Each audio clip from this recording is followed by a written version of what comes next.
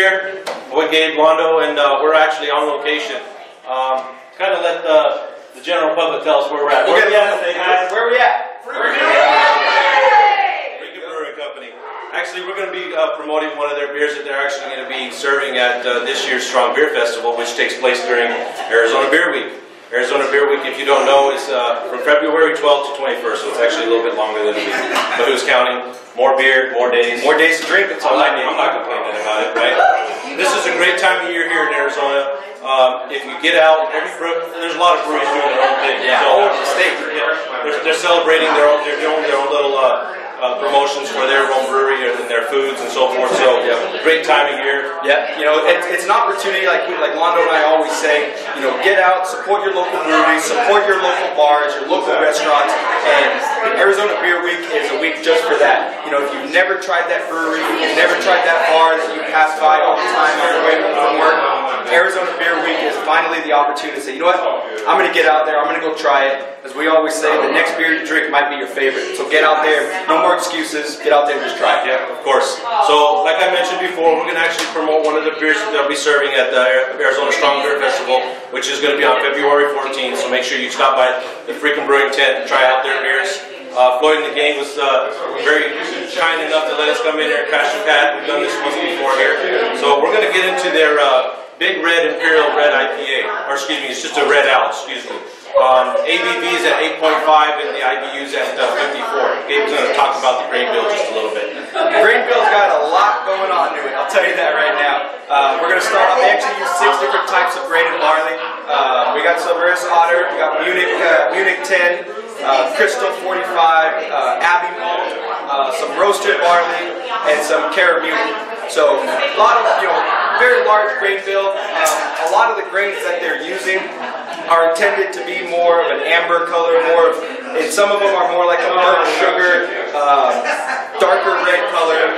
So as you can tell from the color of the beer, we're going to get a lot of darkness to it, a lot of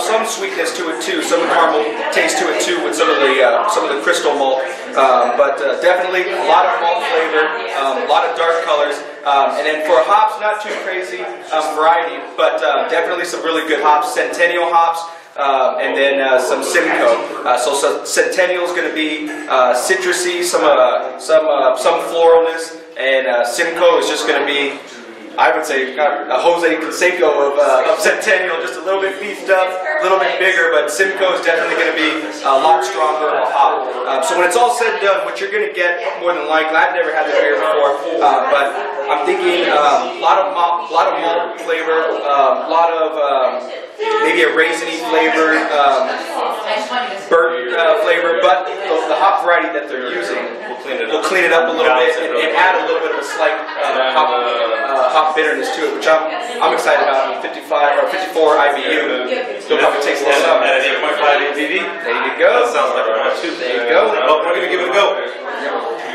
So as you can see, yeah, definitely pretty dark.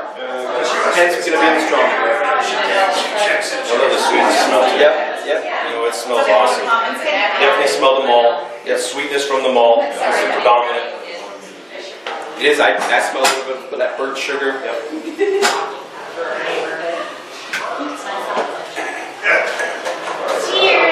Damn. That's really good. So one thing that I worry about, I think I've said this plenty of times, whenever I have a beer with a lot of malt variety to it, I always worry that all I'm going to taste is malt. That's all. You know, It's really thick, really heavy on the palate. Yeah, very heavy. And you're not going to get any bitterness out of it. And that's just me, but I love my beer to have a little bitterness. The hop volume they use, and definitely the variety that they use,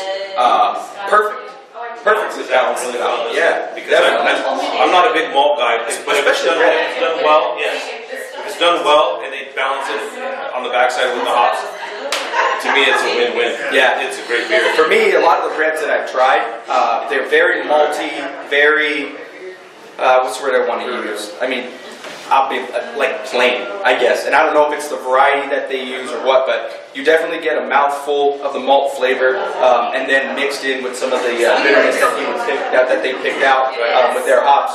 awesome combination. Yeah. Really good. I think they did a really good job myself too. Scale 1 to 5, what would you give it? Damn.